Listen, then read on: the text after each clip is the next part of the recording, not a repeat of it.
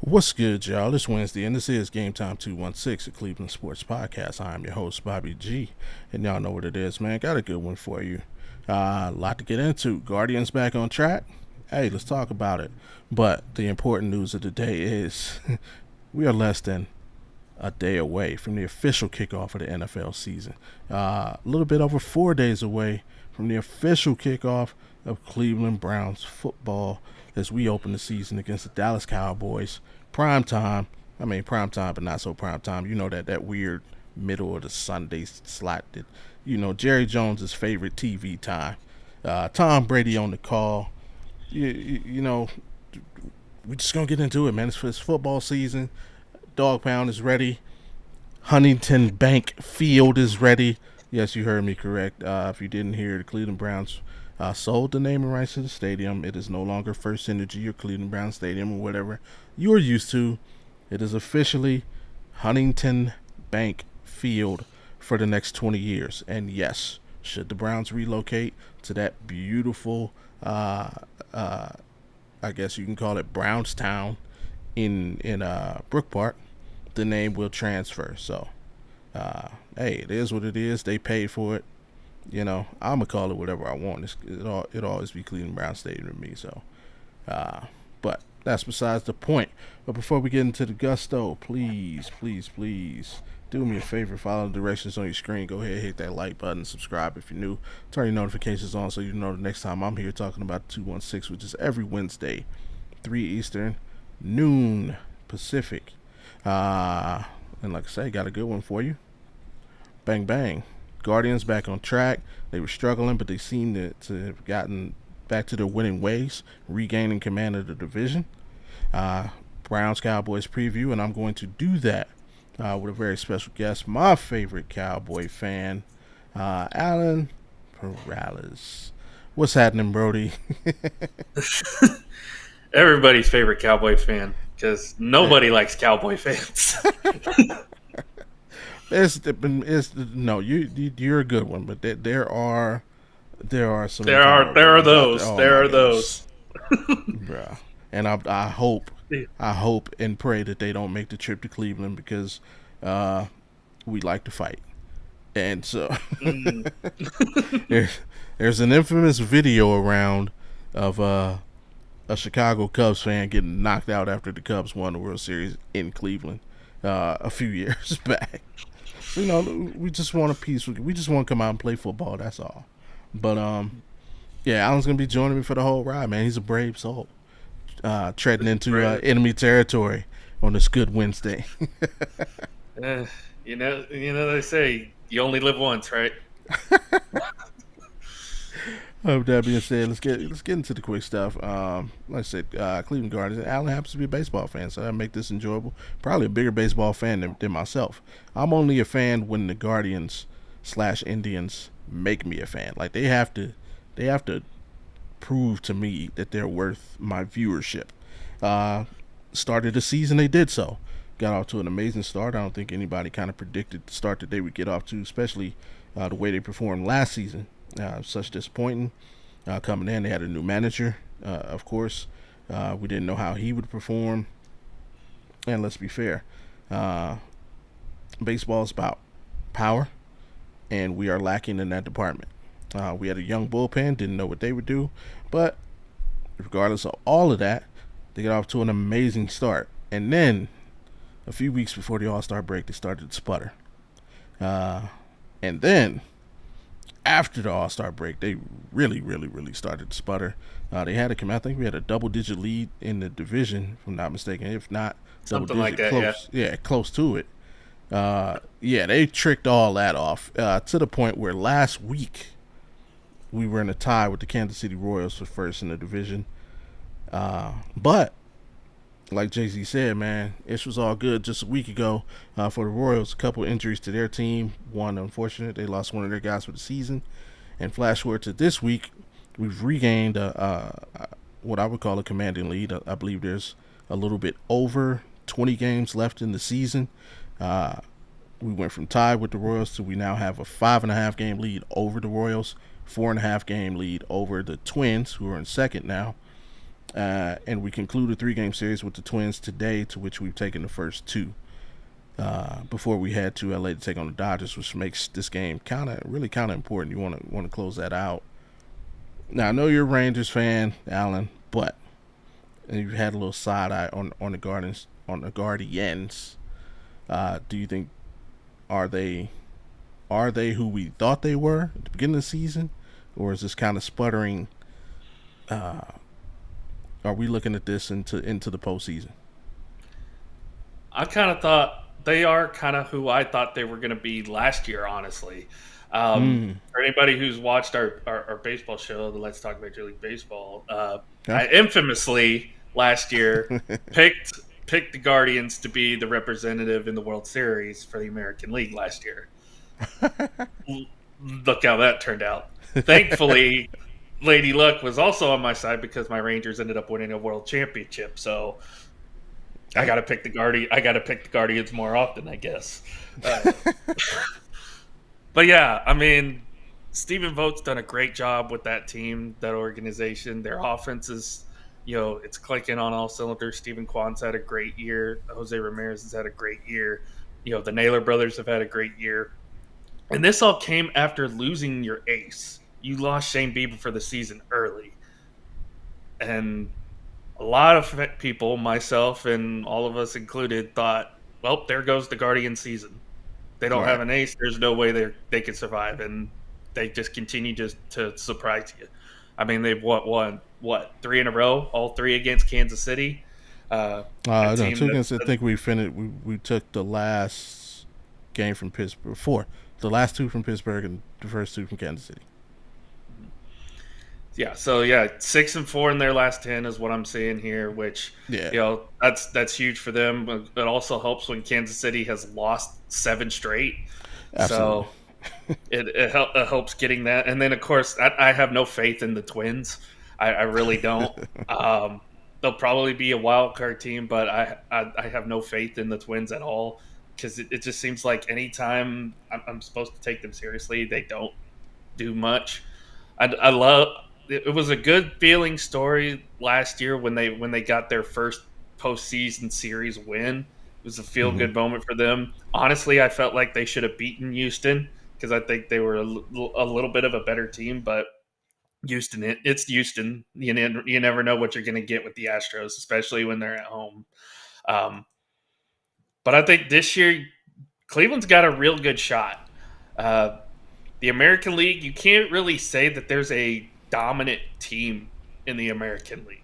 Not even the Yankees. You can't even say that about the Yankees, because you'll get one day where Judge and Soto are going off, and then you'll get a game like yesterday where you give up a game-winning grand slam to a rookie center fielder. They just got to be playing the Guardians, because last time we played them like a week and a half ago, and Aaron Judge hit a home run literally in every game. The first game of the series, they went back to back in their first at bats. So I think the Yankees just have to play the Guardians. That's their. Yeah, because in that instance, I would not want to play Baltimore right now, because they're starting to get hot. Cleveland's starting to get hot too, so you never know in that stance. But it looks like right now they might actually be on track to play the Astros. If that's the case, that's just another. I don't even want to root for anybody in that series, honestly. So, but yeah, I think they're starting. I think they're starting. Go ahead, finish it. I was gonna say, I think they're starting to play a little bit better. If they can get to their bullpen, the back half of their bullpen, they have a really good chance to win. Class A is the best closer in the game right now. The back end of their bullpen is really, really solid. Starting pitching wise, it's kind of a hope and pray in certain situations. Tanner Bybee has probably been their best pitcher, but he's been inconsistent at times. But if you can get to those later innings with the lead, if your offense can produce enough runs for you, you get to the Mm. latter half of the game, and then the back half of that bullpen can shut it down for you for sure. And that's my biggest, I guess I would say, question slash concern is when I watch the Guardians, it's like the bats just sound different.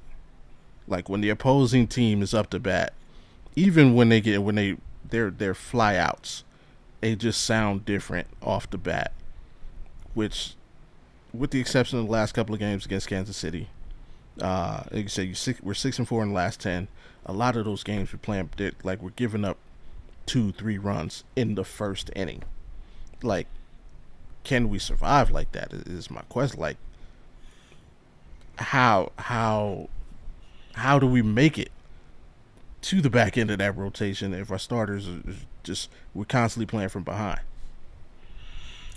You got to rely on your power guys. You got to rely on the Nailers, Josh Naylor especially, Jose Ramirez. You got to, do what the Guardians do best, and that's play offense. Get on base, knock some guys in, score a little bit here and there, and if there's one thing Cleveland's proved this year is that no lead is safe. True. Whether it's for them or against them, no lead is safe, especially in the back end. And I talk with Sam all the time because we do a wrestling show together. Sam Yes, Dean, sir. Mr. First Down, he's a big Guardians fan as well. Sam, this is for you. Oh, you're not invited. You're not getting a Christmas card this year. I'm sorry. Uh, but yeah, and every time we talk Cleveland Guardians, he always says the same thing. It's like if the offense can get going in the later half of the game, Cleveland has a really good chance to win, no matter how many runs they're down. So if the offense turns hot at any point in the game, you can expect Cleveland to be in the game for the long haul. And it's like I said, it's an adventure watching this team. One bright spot, though, I will say, especially for me, again, the Guardians have to keep my attention, and one player in particular has been keeping my attention. Big Christmas, John Kinsey Noel. This dude he's a monster, man. Packs a lot of power in that bat. Uh, he reminds me of, and don't kill me, like he reminds me of young Sammy Sosa. Like he's he does swing a lot. Like he's down to swing. Swings at a lot of out of zone pitches. Like, how difficult is it for a hitter to get that kind of thing under control, where you basically become a more disciplined batter? Because if he does that, he's looking at a couple $100 million in a few years. I would say it's a lot harder than people think because Okay. They always tell you never change your swing because your swing is what Right. got you to the big leagues. You always got to change your approach, and that's the difficult part on the hitting aspect of it is waiting for the right moment, waiting for that right pitch. Do you get it right away? That's why scouting is so crucial, more crucial in baseball, I feel, than any other sport. Because Okay. especially with the pitcher you end up, facing. Because if you don't know who you're facing right away, you're not going to know what kind of pitches this guy likes to throw, or you know the rhythm they get down in and whatnot. Sometimes guys have that mentality where it's like, I'm gonna go after the first thing I see, and sometimes it works out well, sometimes it doesn't. So guys that usually have that mentality of like, I'm gonna crack the first thing I see, it's more of a detriment than a chaos. See Joey Gallo here, Mm-hmm. but yeah, it's you can figure that part out, the mentality of it, and figuring out the at bat more so than just getting on base and whatnot. Then, like you said, it's going to be great. It's going to be great to watch him go. Right. Do you think you can do it? Because I mean, for Cleveland fans, we are some of us are the ultimate pessimists. Like, we've seen this before. We a la Oscar Gonzalez a couple seasons ago. We thought he came up and kind of showed this power stroke, and we thought he would be that bat in the lineup. And now he's in the minor leagues again somewhere. confidence meter 1 out of 10, John Kinsey can have continued success on the major league level? I would say right now probably about a 6. I like the Okay. fact that you're now under a manager who's a players coach, so to speak. A guy who's been there, done that, is a former player himself. He knows the ins and outs of the game in Mm. Stephen Vogt. So I think that's going to be a big help for him. So, um, like you said, we'll just have to wait and see with that. I mean, I'm kind of the same way with Evan Carter, although he's on the IR right now, so we won't Okay. really get to see how much he's going through. But hopefully, it turns out kind of like for your sake, hopefully, it turns out kind of like what Wyatt Langford is this year for Hmm. us. So that would be huge for Cleveland to have another bat in that lineup to go along with Naylor, to go along with Ramirez and Kwan Yeah. and all those guys. That'd be huge for him. Absolutely. Another guy to give a shout out to. He had his struggles earlier in the season, but it's come alive as of late. Cal Manzardo was up earlier, had his struggles, got sent back down to the minors. Now he's back and hit the first 2 home runs of his career. So shout out to that guy, and hope he can keep it going.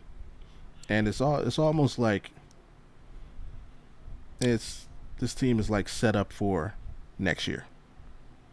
If because there were a lot of holes. We still had one giant hole at shortstop. I hate Brian Rocchio, even though he had the home run last night. I hate that dude. He just makes bonehead plays every once in a while. I'm like, come on, bro. The play the other night where I think he tried to make the scoop toss to second and ended up throwing his glove. It's like, what are you doing, bro? Um,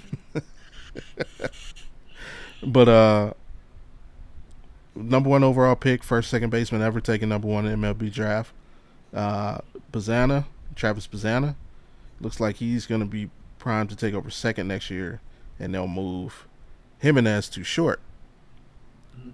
Now comes the question: do they pay Josh, or do they let Manzardo take over first? 'Cause I think that was the plan.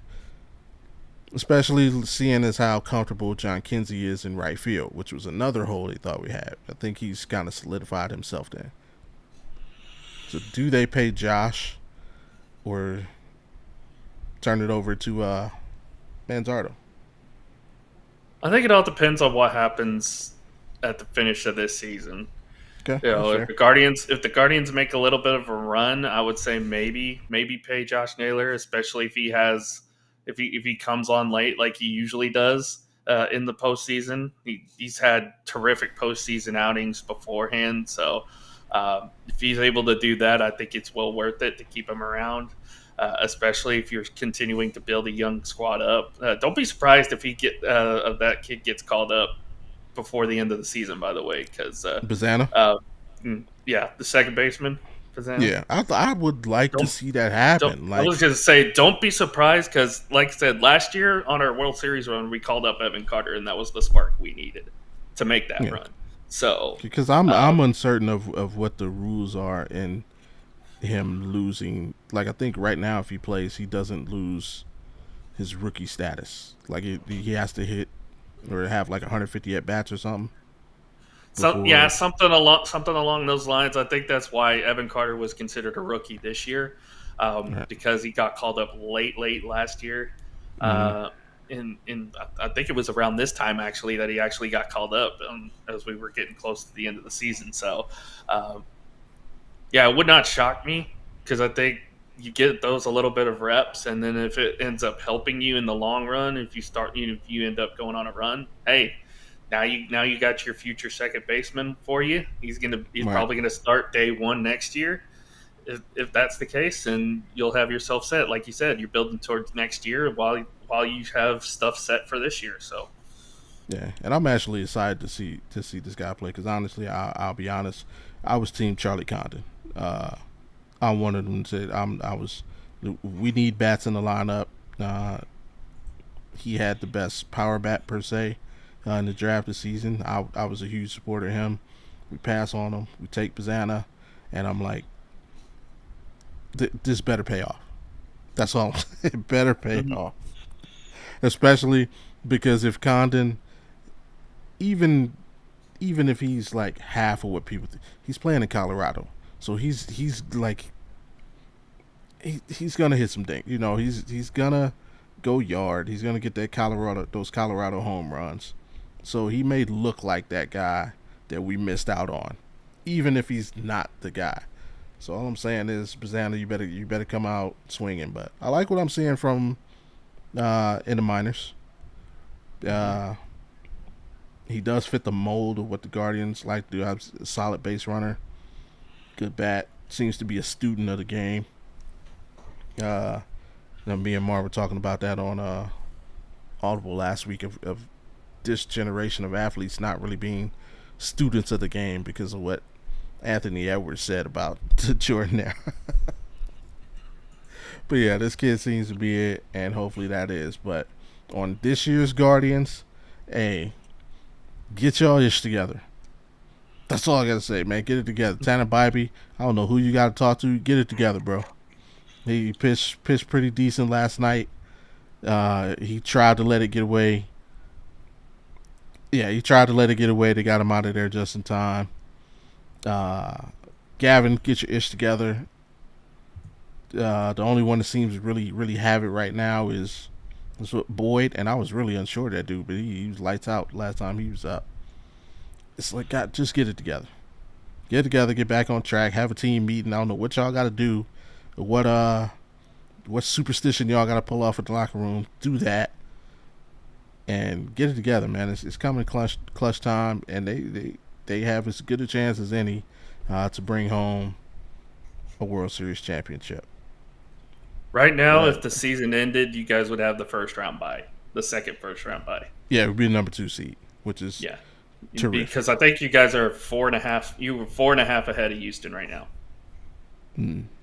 And we are what 3-2? No, half a game behind Baltimore for number 1. So that hey, shoot for number 1 because man, I'm not gonna lie to you. I do Postseason not go want through Cleveland. to. Yeah, and I mean I know a lot of people don't believe so, but to me, baseball is the only sport where home field like really truly matters because literally the Not in dimensions of the Houston. playing. Not in Houston. I mean the dimensions of the playing field literally change from stadium to stadium. But Yankee Stadium is still at that environment, regardless of the dimensions. Like I don't want Game 6 or 7 in Yankee Stadium. Nah. Yeah, let's have that in Cleveland. Yeah. Well, I mean, unless you have to go to Houston, in which case you should probably be okay because Houston can't play at home. I don't know. It's a You, situation. I don't want to be on the road. I don't want I to was be gonna on the say road. we won all 4 games in Houston last year in the ALCS. So That was you. And that honestly, I'm gonna shout out.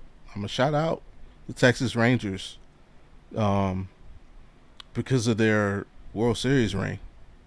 I thought it was a cool design, and I don't know if you know it, but the ring has road on it, hmm and it like in the orders the teams you beat, like the Rays, the Rays, Orioles, Orioles, Astros, Astros, and then Diamondbacks. the Diamondbacks. Yeah, that's pretty slick. To whoever designed that I'm rings, surprised. I'm surprised that it happened that way. I was like, you know what? yeah, That's very fitting. That's very fitting. yeah. Shout out to whoever designed that ring because that was an ingenious part of the design. But Didn't lose a single game on the road. Didn't lose a yeah, single game on the road. super crazy. What else is super crazy is the national media is going to have to acknowledge the Cleveland Browns. Um, Mm. because this week, like I said, it's not prime time, but it is prime time. It's the Fox game of the week. That 4 o'clock Eastern slot that Jerry Jones loves because he refused. Jerry Jones is about his money, and that's why the Dallas Cowboys remain in the NFC East, despite playing in Europe It's compared like to the rest of the division. we got two teams in Dallas. One's in the AL West. One's in the NFC East. How the hell does that work? But yeah, opening week, game one. Uh, Dallas coming to Cleveland. Last time the Browns and Dallas played was the infamous Odell Beckham game. Odell Beckham scored 3 touchdowns, including, I guess you'd call it the game clincher on the reverse, where it looked like he was trapped on the sideline. Nope. He broke that thing free for like a 40-yard run. Uh, 3 touchdowns for him. Caught one from his from his bestie Jarvis Landry, and caught another one from Baker Mayfield. That's a uh, name Browns fans haven't heard in a while. and that was actually the last time the Browns, well, not the last time we made the playoffs, but that was the first time the Browns have made the playoffs. Uh, hell, in the 2000s, no, since 2002. Um, but yeah, that team is kind of special. I think that was Micah Parsons' rookie year, if I'm not mistaken, in that game. 4 years ago, yep. Yeah, That was the infamous 2020 season. No, that was the year yeah. before. Actually, That that was was the just year before 2020. Micah. That was the year before Micah came into the league. So Okay, Micah got drafted in 21. That okay. was the infamous 2020 season where everybody in the NFC sucked. The winning team was the Washington football team, or insert name here, Hinky. uh, with a 7-9 record, and almost beat Tom Brady and the Bucks in that game. So, Yeah, but yeah, but yeah. This time that game is in Jerry's World. This time we are in Huntington Bank Field in Cleveland. Uh, this a big game. Two playoff teams from last season. Huge expectations. I mean, the expectations for the Cowboys are always up there. Um, this is the first time oh, in a, not this year. They think we're gonna plummet. So, first time in a couple years that we've actually had expectations, and deservedly so. Got top defense. You got two of the premier pass rushers in the league: Myles Garrett, Michael Parsons, uh, C.D. Lamb coming fresh off, signing that brand new deal, making him one of the highest paid players in the history of the league. Uh, Dak still searching for his deal. Lot going on in Dallas. Zeke is back. hey, Um, what is your attitude coming into the game? And give me some key things you're looking for, and a couple keys to the Cowboys actually pulling out a W. I think the biggest thing to look at is what is this offensive line going to look like? Hmm. You've got two All Pros at guard in Tyler Smith and Zach Martin. Okay. You have a right tackle in Terrence Steele, who has been solid but has had some issues at times. Hmm. And you have two rookies who will be starting their very first games. Tyler Guyton, our number one pick at left Hmm. tackle. Cooper Beebe out of Kansas State, who's a phenomenal center. Phenomenal guard for Kansas State last year. He's transitioning over to center. He's going to be our starting center, which once he kind of found out he was playing center, he actually was practicing snaps with his mother. His mother was taking shotgun snaps from Nice. him as he was working on being a center. They love what he's done. They love Tyler Guyton. Guyton's been, from what I've seen, he's a complete 180 from what he was at Oklahoma. Like, watching him, especially going up against Micah in practice, he's actually taken Hmm. down Micah a few times. So I mean, talk about your welcome to the NFL moment right away. It's like, oh, by the way, your first game, you got Myles Garrett. Have fun, kid. Uh, Reigning defensive player of the year. uh, if he's even able to shut down Garrett even a little bit, I think it's going to be a win for him because uh, Myles Garrett is that dude. Let's be honest. Like you said, reigning Yeah. defensive player of the year. He's got one speed, and that's go. Uh, that's pretty much what it is. So, and you look at the roster as a whole for Dallas, you're going to Mhm. see people don't realize, yes, you've still got Dak. Yes, you've still got CeeDee Lamb. Yes, Zeke is back. There are going to be 6 rookies, Mm, 6 that are going to have significant playing time this year. okay. I mentioned the 2 offensive linemen. You've got Nealon, who's our second round pick, who's going to be swapping in at defensive end. You Okay. got Kalen Carson, who was a 4th round pick, is going to have to start at cornerback because of Deron Bland's injury. Right. You have Maris Lefalo, who's from Notre Dame, our linebacker from Notre Dame, who won the starting job Mm, at the weak side linebacker, I believe. Uh, you're going to have him right next to uh, who's the guy with the former Viking that we brought in? I can't remember his name. Uh, wait, I got the depth chart right here. mm. Eric Kendricks. You're going to have him learning. Yeah.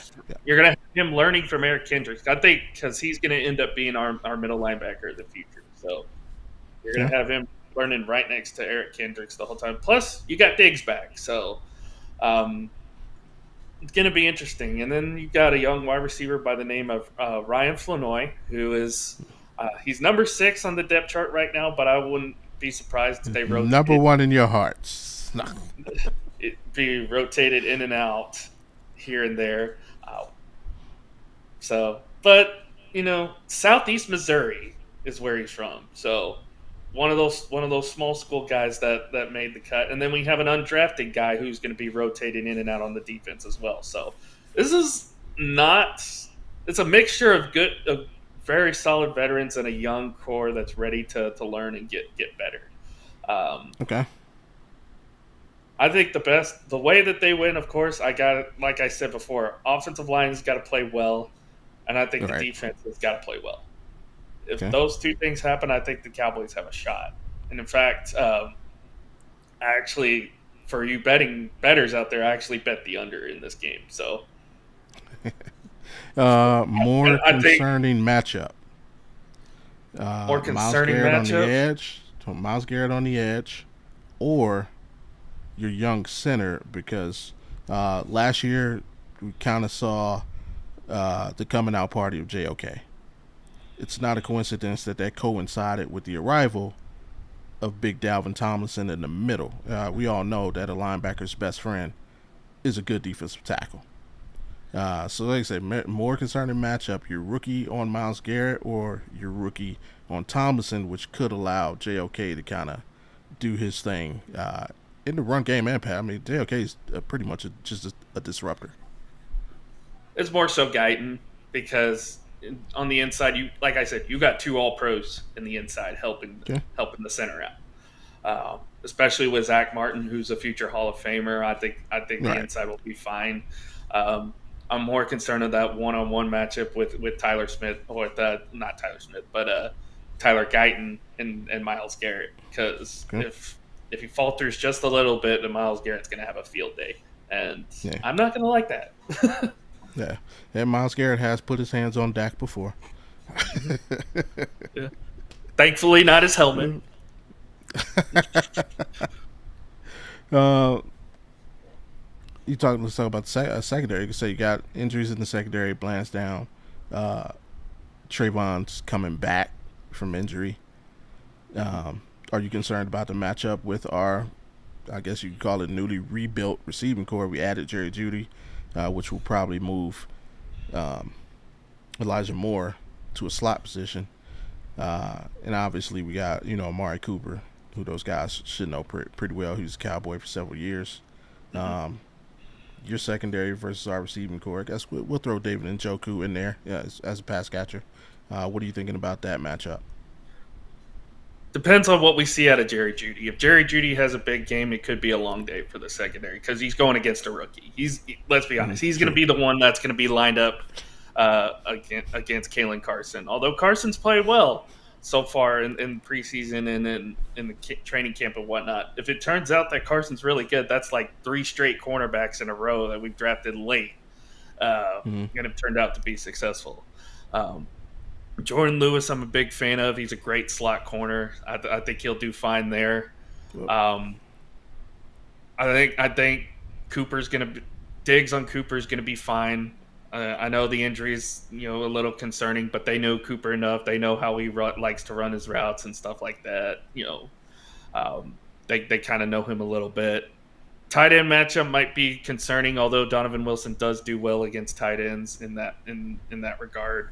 Um, so if anything, if Jerry Jeudy is what Denver thought he was going to be, and he's able to have success in that game, I think that's what helps Cleveland in the end in their offense.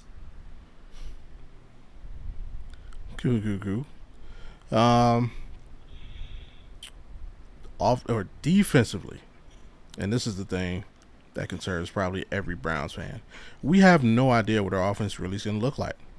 Uh, we brought in Ken Dorsey this year, new offensive coordinator. The only thing we know is that we're making the transition to being more spread friendly. Obviously, Nick Chubb is not going to play this week. It's probably a huge sigh of relief for every Cowboy fan out there. Not so much for Browns fans.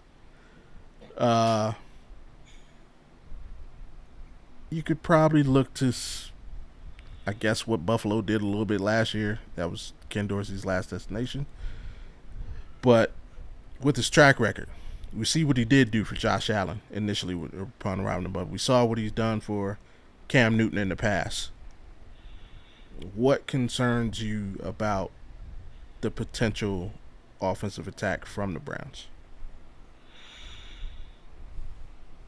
Surprisingly enough, Jerome Ford, because the Cowboys have struggled defending the run the last couple of years. That has been the one weakness in their defense. And again, like you said, breathing a sigh of relief, it's not Nick Chubb. But still, if there's anything, and I know this well because he was on my fantasy team last year, Jerome Ford got his last year. Yeah. When he had the opportunity to make some plays, he did. And he made some big plays for Cleveland down the stretch. So he could still potentially have a big game, even with Chubb out. I think their running game is still going to be key. Of course, you got to keep an eye on Deshaun Watson and his ability to run. I think the big key here for the defense is get turnovers. Force Deshaun to make mistakes. Fair. And I think you get a couple turnovers here and there. I think that's going to help you in the long run. All right. And as we know, statistically, we finished as top defense in the league last year. Now, that's being friendly because our defense famously did not travel. On the road, we were probably the worst defensive team in the league. However, in the newly minted Huntington Bank Field, we were like the 85 Bears. If the offense struggles, is it a concern or is it just, hey, the Browns got a good defense? Like would it concern you moving forward? No, because like you said, the Browns have a good defense. I really don't think the offense will struggle too much because, you've got a quarterback who, for as much hate as he gets, let's be honest, he finished second in MVP voting last year behind Lamar Jackson. Dak Prescott is a top 10 quarterback, guys. I'm sorry, people aren't going to like that. People aren't going to admit that because he has a star on the side of his helmet. But he's a top 10 quarterback. If we're going to be real, let's be real. Dak Prescott's a top 10 quarterback. Yeah. You have a top 3 wide receiver in 88, CeeDee Lamb. Yeah. And even though he had no reps in the offseason, he was still training in 190, 100-degree weather in Florida the whole time. Yeah. Let me ask you that, because that's another thing. This is such a big deal in Cleveland. Is it a bit? People are just. Deshaun didn't play in the preseason. Dak Prescott didn't play in the preseason either. Is that like a big how much of a deal do you think that really is, not playing in the preseason as a quarterback? Well, I mean, you want to keep your quarterback healthy, honestly, but you'd like to get at least a few reps in. I'm not worried about it with Dak because he knows Mike McCarthy's offense. It's the same offense we ran last year, and that's why I'm not worried about CeeDee Lamb either, is because it's the same offense we ran last year. Now, in the case of Deshaun, new offensive coordinator coming in, you'd like to get a couple reps in, maybe, just to get your feet wet a little bit. Obviously, you don't want to risk injury. Um, but that's kind of the game we play. That's the double-edged sword that we play with preseason sometimes because we saw what Caleb Williams looked like in Chicago. He got those offensive reps. He looked really good. We saw what Jaden Daniels did. Got those offensive reps. Looked pretty good. We've seen Patrick Mahomes get some offensive reps, and that's going to help him in the long run. So, I mean, it depends on the team. Again, I'm not concerned because Dak knows the offense, CD knows the offense. I think they'll be fine. Not only is Deshaun in a new offensive system, he's also coming Mm-hmm. off an injury. So Yeah. I know I've heard a lot of Browns fans say he looks really good so far in camp. He's looked really good Mm-hmm. so far this year. But on the field, if you don't have those reps, it kind of is a hindrance a little bit, honestly. But again, and I'm sure you've heard it all from Cleveland Oh fans. yeah. Like, what is this offense going to look like? What is it going to Yeah. look like with Deshaun Watson at quarterback? Me, I'm not too concerned. I To me, I'm a firm believer in Kevin Stefanski. I've liked him as coach since day one. I've been on this team from day one, even though some fans they've been riding the roller coaster. I like to be of the mindset the fact that he didn't play him in the preseason gives me confidence. Because if there were concerns, it'd be like, nah, I need to see this in live action. Let's see how you.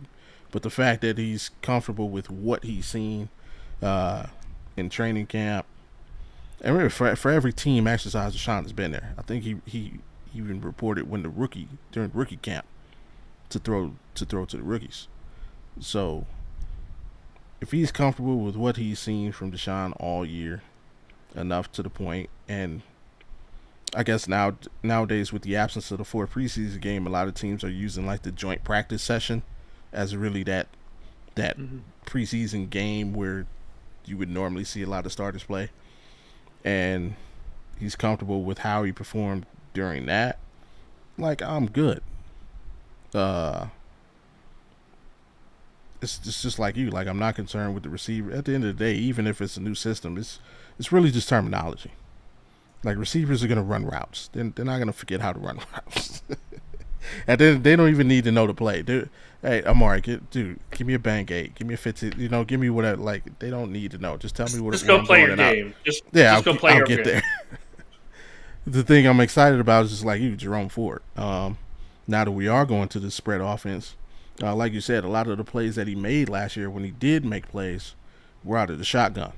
So that gives me less concern about Nick Chubb missing time. Uh, I like Devontae Foreman. I think he can fill that Kareem Hunt role, short yardage and goal line. My thing is, I'm hoping that Deshaun Watson and David Njoku can develop more of a chemistry. That was like the only missing element. Last season, even though it was limited games, I liked what I saw between Deshaun and Amari. Um, Honestly, I'm looking for Cedric Tillman to overtake Mm-hmm. Elijah Moore and become that third guy. But I need Deshaun because Deshaun historically is not a tight end guy. If you go back to Houston days, he didn't use the tight end a lot. It was all downfield to D Hop and Will Fuller, and then eventually Brandon Cooks. I Even was his gonna tight say ends, if Deshaun can utilize Njoku a little yeah, bit more, that Browns offense will be that unstoppable. exactly, and that's the relationship I want to see utilized. I want to see him not try and hit the home run every time. Hey, check it down. Like you have a solid pass catcher out of the backfield. Check it down. You got Njoku, who is one of the best run after catch guys in the league. Use him. So if they just keep in his ear, like, dude, you don't have to be the reason we win. Just don't be the reason we lose. If they can keep that in his ear, like I'm not concerned at all because it's just the little things. Like Look, Tom Brady dinked and dunked his whole career, and they call him the best to ever play the game. So, it's like you don't have to. We don't have to. Every play doesn't have to be this 20 to 30 yard pass. We just, hey, just chunk it downfield, and let the defense do what it does. And Especially when you got a guy like Njoku who can be a mismatch downfield. yeah, I'm also interested. I hope we utilize him out wide a little bit more, or maybe not out wide, but in the slot, and not so much off the line. Even though I think Sunday there's going to be a lot of him off the line because Jed Wills isn't playing, so we're actually going to be playing Jack Conklin at left tackle, and he hasn't played left tackle in almost a decade, so not quite the rookie that you guys are starting. But yeah, Jack Conklin is going to need some help with Micah out there on the edge. So I look for Njoku to be chipping away. Here's the thing, though, with Micah. It sounds like they're going to go back to using him all over the field again. Like how I'm they cool started. with him going to the other side. He goes over there with Big Thanos. How they started using him. So don't be surprised if you see Micah in coverage in this game too. I'd love to see that. I would love to see that. I mean, I would love to see it because let's be frank. I mean, the best part of this game is he's LT. You don't drop LT in coverage. You send him in the backfield every single freaking play. That's why LT is LT, and that's why like it didn't take it took a game into his career for the coach to realize, hey, we're using this guy the wrong way. We tried that, and we would say it didn't work, but it wasn't maximizing his potential. And what did we see from the second game of his career on? Micah on that edge going after the quarterback. So if you guys want to put him in coverage, hey, I'm all about that. Because I'm not worried about DeMarco over there with Big Thanos blocking him. You know, DeJuan Jones, we got 6'8", 600-pound man over there, right tackle. If you want to give Jack Conklin a break and only blitz Micah, hey, once every, 7 or 8 plays or so, I'm good with that. He can cover he can cover the flat. He can hook in the mid, do whatever he got to do. Just keep him out of our backfield. I'm good with that. We'll wait and see. I just wanted to talk about the rest of week one. Anything else aside from Cowboys and Browns? Obviously, we'll both be tuned in on that. What else are you looking for in week one? What is this Bills offense going to look like? Especially with their wide receiver core the way that it is now. You've got a rookie who's your number one. You got you have the corpse that is MVS there now. You've got Curtis Samuel. I mean, pretty much. Am I wrong? You got Curtis Samuel, who's a nice piece, but in certain spots. Is it just going to be Josh Allen running it 50 times? Is it going to be deep passes to Dawson Knox all the time? Are they going to be able to run the ball effectively? Because not only that, their defense got decimated in the offseason as well. So, True. I actually have – I have them winning this game. They're playing Arizona, by the way. I have them winning this game. It's going to be a close game. But I have Arizona covering because I think the Cardinals could potentially go into Buffalo and pull off the upset. You have a fully healthy Kyler Murray. James Conner's back. You have a stud wide receiver, Marvin Harrison. I love Trey McBride as their tight end. Their defense is nothing to sleep on either. They played well down the stretch. So I would not be surprised if Arizona went into Buffalo and knocked off the Bills. Okay. Man, for me, I am two teams I'm huge on this year. I'm big on the Packers. Same. And matter of fact, I have Jordan Love as my MVP this season. But another team that I'm kind of big on, I think it surprised a lot of people, is the Seahawks. I think they can get back to it. So I'm interested to see them, especially Man, they're playing the Broncos, and I feel like Sean Payton is the Doc Rivers of the NFL. Like he's hung his hat on this one Super Bowl win for so long, but when you really like look at his coaching, like you've had a Hall of Fame quarterback your entire career, and he's had like 6 or 7 losing seasons with a Hall of Fame quarterback. And we can say Breeze was injured a lot. That's true, but like no other coach who's had a Hall of Fame quarterback for as long as he had has lost as many games as Sean Payton. Now I think he gets credit. I think he gets too much credit for his career. Like, what if you did? Like Drew Brees got out of there and you quit basically. You like Drew Brees was out, you were out. So it's like, what have you really done? And then you come into the situation, you can't. And that 2 teams I'm watching. I'm watching the Broncos and I'm watching the Steelers for one reason specifically. That's Russell Wilson. Because if Mike Tomlin takes Russell Wilson and goes to the playoffs, again, I'm looking at you sideways, Sean Payton. Like, what kind of coach are you? And I mean, it's just like Sean McVay. I'm looking at Sean McVay a little bit sideways. You told the world that you couldn't win a Super Bowl with Jared Goff. He wasn't that. Yet Dan Campbell, who's a defensive-minded head coach, and you're supposed to be the whiz kid on offense, Dan Campbell has Jared Goff playing out of his mind.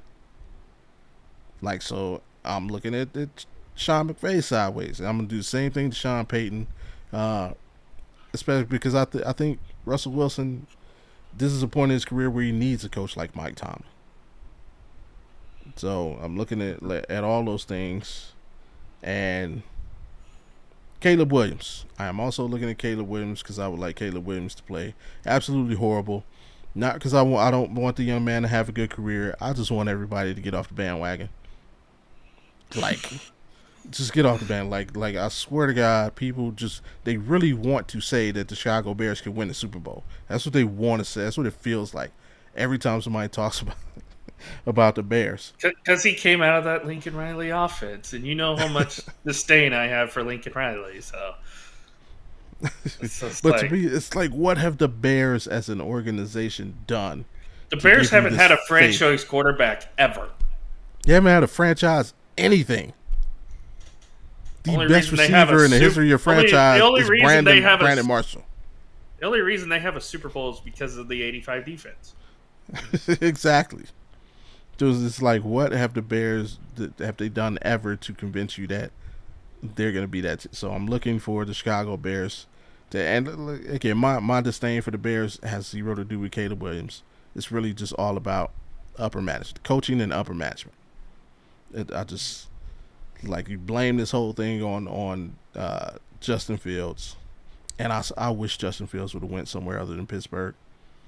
I think he needs Mike Tomlin too, but the fact that Russell Wilson's there, he's not going to get a chance to shine. I wish Justin Fields would have went to he should have went to Minnesota. That's where he should. That's where he should be. Especially with JJ out. Well, yeah, especially with JJ out, because I actually had high hopes for JJ McCarthy, but with him out, he got a chance to play. He would have got a chance to play the Bears twice. I would have liked to see that, but it is what it is. So I'm looking for the Bears to fall on their faces. What else we got? Keeping an eye on Washington for sure, especially with Jaden Daniels. Man, I think they could be something this year. I'm not sold on their offensive line, and I'm not sold on their secondary. I think that's the two biggest things for them, especially when you got a division that has two of the better wide receivers in A.J. Brown, Devontae Smith on one team. You also have CeeDee Lamb on another team, and then even Malik Neighbors, I think, could have a big year if Daniel Jones can get him the ball. True. If he can have the time to get him, but like the Giants are just they're going to be the worst team in the league. Yeah, they're in the Quinn Ewers sweepstakes. Who else am I? Or maybe the Shedeur Sanders sweepstakes at this point. I don't think he's going to be a first round pick. You don't think so? Well, he probably will be. He probably doesn't deserve to be. Exactly. And That's right. Yeah, his name name alone, will be. I don't know. If I had number one pick, I'm taking Travis. Travis. Yeah, Travis is my number one pick all day. This dude is the best football player in college right now. He has been since last year to me. That dude's amazing. But I'm also looking for the Chargers. Uh, I think Jim Harbaugh is on that Sean Payton juice. What have you done, boy? You're not even a Super Bowl champion. You lost your Super Bowl, and yet you get all this hubbub about, dude. You've been away from the pro game for so long. Got rid of every single weapon that San Diego has. No Eckler, no Mike Williams, no Keenan Allen, and somehow we're expecting you to turn it around. with the rookie Yeah, wide receiver. yeah. I'll wait. But those are just things I'm looking for. Before we get out of here, man, let people know where to find you, what you got going on. Also, Houston Texans. That's a team Oh, that's going to be fun to watch. I'm not watching the Texans. Screw the Texans. They ruined my dreams. They spoiled my Christmas. You can find me on the Let's Talk Sports Network every Tuesday, Wednesday, Friday, and even on the weekends as well. Tuesdays and Fridays are on the mat wrestling with myself and Mr. First Down. We talk Monday Night Raw, Friday Night SmackDown, a little NXT, some PLEs here and there, throwing that together. It's fun, especially when we're both sleep deprived and it goes insanity crazy. Later tonight at 7 p.m. Central, we'll be having our baseball show. Let's talk Major League Baseball. It'll just be me and Jonathan tonight. No Scott. Scott's on his way to Vegas for his annual betting vacation. So he's headed to your neck of the woods, Bobby. Yeah. So he'll be down there pretty soon. So it'll be just me and Jonathan tonight, and then Saturday and Sunday, fantasy gamblers. We'll talk some college football on Saturday. Sunday we'll be doing some betting for the NFL, first week of Okay. the NFL season. So the three bets I've already talked to Tanner about this. The three bets that I like, I haven't put this down because I live in Oklahoma, honestly. So we're not allowed Yeah. to do that kind of gambling here. But the three bets that I like for sure, Cowboys Browns under. I think it's going to be a low scoring game. I think both defenses are going to shine well in this game, especially Okay. Cleveland's. I mentioned this earlier. +6 to Arizona. I've Okay. got the Cardinals +6 covering against Buffalo, and then the other one is for tomorrow night. Patrick Mahomes anytime rushing touchdown. It's been a while since he's had Hmm. one, and Kansas City wants to get that taste of last year out of their mouths, where Detroit came in and whooped them. And they don't have Tony anymore, so at least nobody will be dropping passes. God, I hope. Uh, but yeah, I think Kansas City is going to want to come out against the team that they played in the AFC Championship game. I think they're going to want to Yeah. come out and make a statement. So look for Patrick Mahomes to have a Uh, big game. is Taylor going to be in the building? That's the big. That's the only thing people want to know. Is Taylor Oh, Swift going to be in the over building? under how many times they panned to Taylor Swift. Hey, it is banner night, so yeah, Mm-hmm. could be quite a bit. Or here's a bigger question: Does Is she it, get her? Does is she get a Super Bowl ring?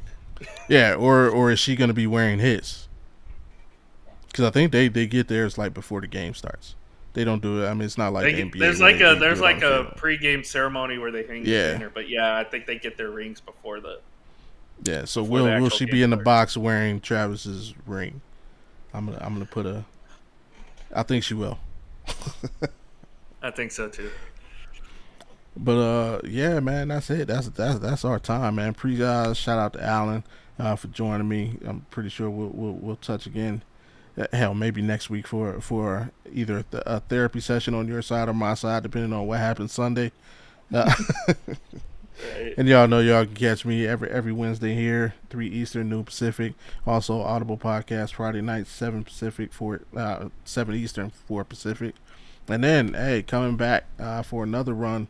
Me and Wildcard Mar bringing it back. Our Thursday night football recap every Thursday after Thursday night football. We're gonna talk about the game and give you our thoughts on that week's upcoming games. So tune in tomorrow for that. Other than that, this is Game Time 216. I'm Bobby G, and until next week, peace.